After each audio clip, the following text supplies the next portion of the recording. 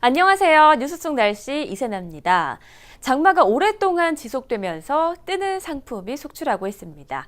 한 의류유통회사에서 자사 상품기획자 200명을 대상으로 장마철 최고 아이디어 상품을 설문조사했는데요. 최고의 상품이 바로 태풍 우산이었습니다. 이 우산은 시속 100km의 바람에도 견딜 수 있다고 하는데요. 날씨에 따라 매출액을 올리려는 기업들의 노력이 돋보이는 것 같죠. 뉴스 속 날씨 오늘은요, 날씨가 경영에 미치는 영향에 대해서 자세히 한번 알아보겠습니다. K웨더의 반기성 센터장님 나오셨습니다. 안녕하세요. 네, 안녕하세요. 네, 센터장님, 장마철에 사람들이 가장 필요로 하는 게 뭘까만 생각을 해봐도 소위 말하는 대박이 날 수 있지 않을까 싶은데요. 올해 여름은 어땠나요? 올여름 장마는 예측하기 힘들 정도로 중부지방으로 집중되면서 엄청난 비를 내렸는데요. 네. 이제 날씨가 예상보다 나쁘다 보니까 소비자들이 아주 잔꾀도 늘고 있습니다. 예상을 벗어나는 날씨를 만나더라도 이에 대응할 수 있는 트랜스포머형 패션을 찾는 소비자들이 늘고 있다는 건데요. 대표적인 트랜스포머형 패션으로는 젤리 슈즈 패션이 있습니다.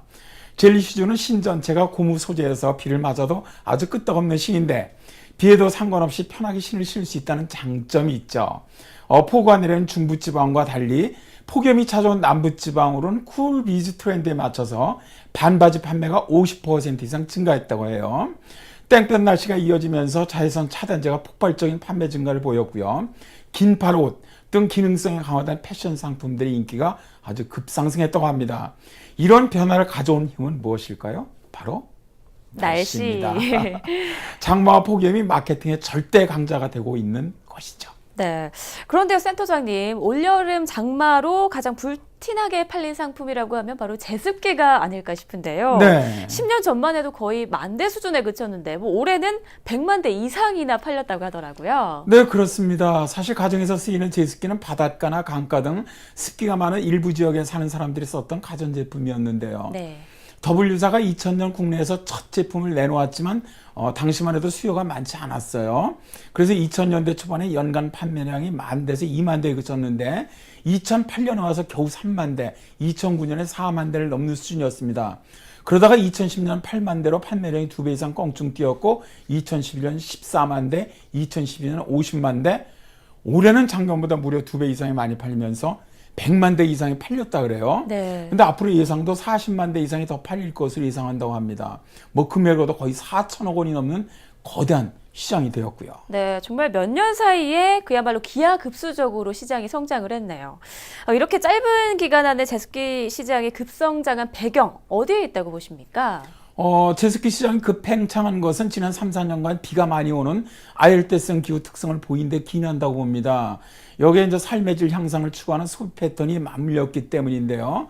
끈적끈적한 불쾌감을 줄이기 위해서 제습기를 사는 사람이 많아졌다는 거죠.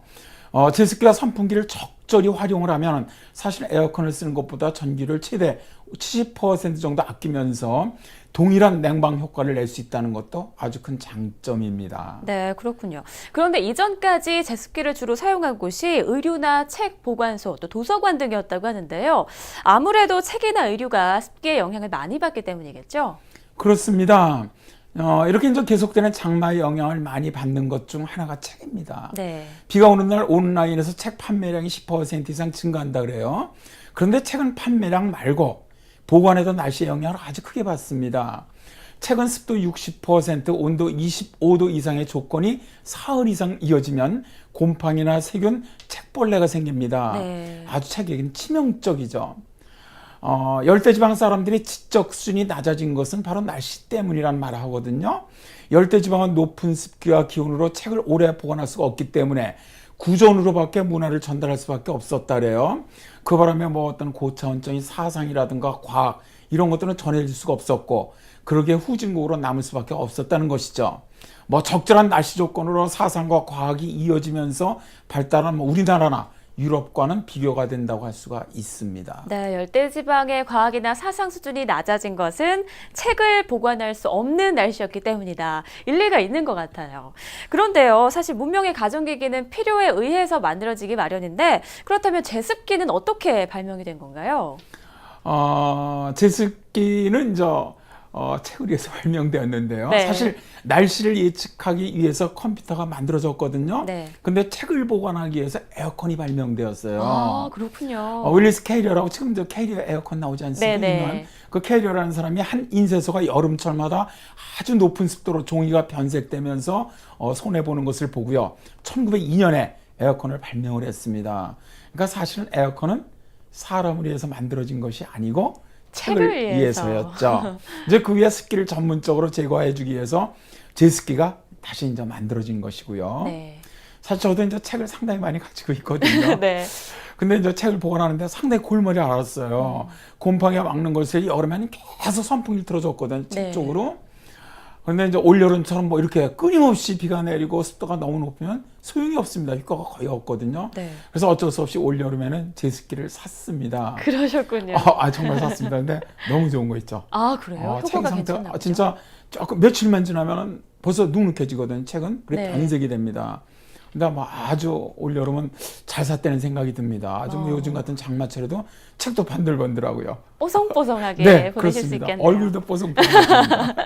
네, 그런데 오늘 무엇보다 흥미로웠던 부분은 에어컨과 제습기가 사람이 아닌 책을 잘 보관하기 위해서 만들어졌다는 게 정말 흥미롭네요. 네. 네, 오늘도 센터장님 도움 말씀 고맙습니다. 네, 감사합니다. 제습기가 없던 조선시대의 선비들 사이에는 포쇠라는 행사가 있었다고 합니다. 포쇠는 맑고 바람 좋은 여름날에 책에 볕을 쬐어서 말리는 일인데요. 장마가 끝난 다음에 대대적으로 이뤄졌다고 합니다. 이젠 기후변화로 인해서 포쇠나 선풍기로 책을 관리하기에는 힘든 세상이 됐죠. 기후변화를 미리 읽고 대대적인 제습기 판촉에 나선 기업의 마케팅 전략처럼 날씨 경영이 더욱더 중요해지는 것 같습니다. 뉴스 속 날씨 오늘 준비한 소식은 여기까지입니다. 시청해주신 여러분 고맙습니다.